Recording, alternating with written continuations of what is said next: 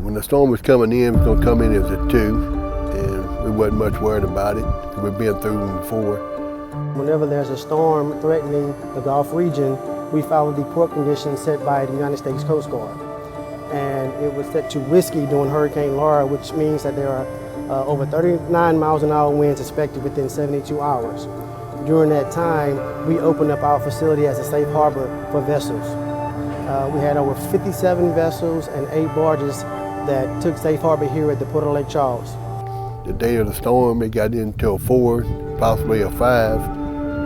By midnight, tornadoes was hitting us, and boats sinking on top of us and around us and hitting us. And by 3 o'clock in the morning, it was unbelievable.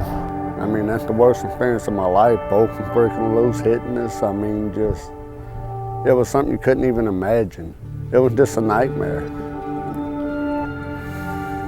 During the night through the storm, we kept adjusting the ropes and breaking ropes, and had boats hitting us, and had a boat went through the side of my boat and it sank. We had to cut it loose and let it go. We lost 11 shrimp boats at the Port of Lake Charles, and nobody lost their lives.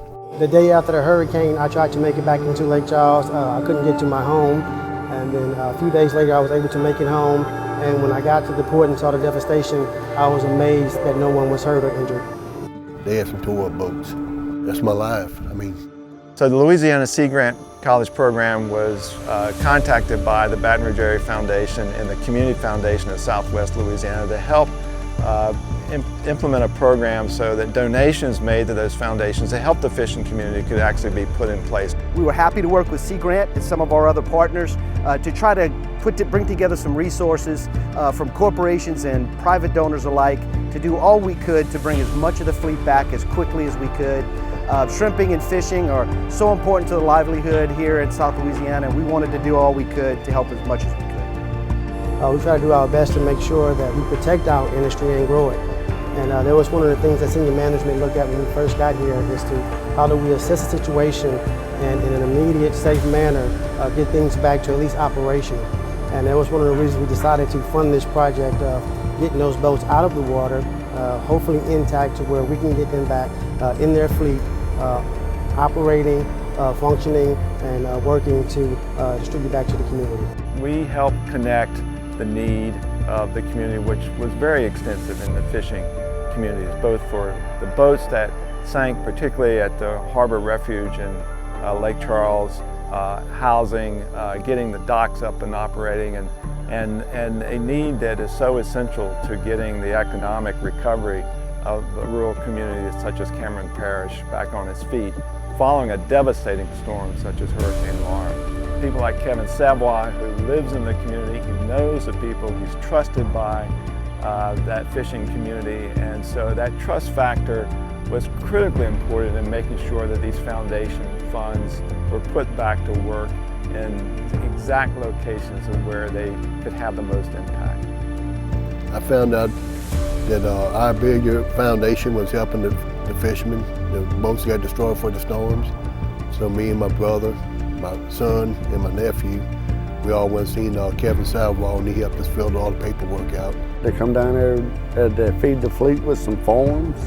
What I do, I shrimp for a living. I mean, with that money, that got me back on track, got me going. I mean, got my family back in order. I mean, it was just a blessing with that, because if it wouldn't have been for that, I mean, we probably wouldn't have made it.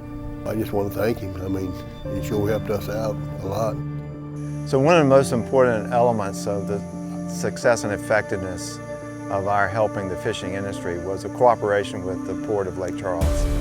You know, they were very careful when the fishing boats came to the surface to work with Sea Grant so that we could help get boat captains there at the dock when their boats came up to the water. So decisions could be made not solely by one group or another group, but in partnership with the boat captains.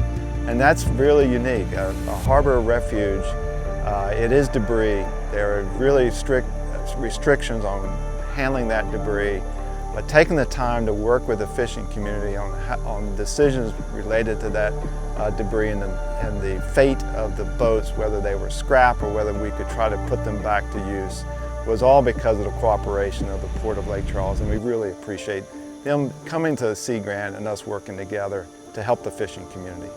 Great initiatives and great resources and great partnerships come together because everyone is focused on the right mission.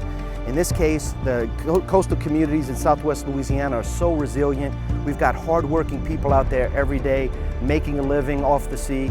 We want to make sure that we do all we can to continue to support them, to support our coastal communities, and it's through contributions like yours that we can continue to make these great things happen for our citizens here in Southwest Louisiana. Thanks so much. Louisiana Sea Grant is very glad to have participated in this small effort to get the fishing communities back on their feet by working with the Baton Rouge Area Foundation and the Community Foundation of Southwest Louisiana. We're really proud to have been a partner with them on this effort to help the fishing communities recover from Hurricane Laura.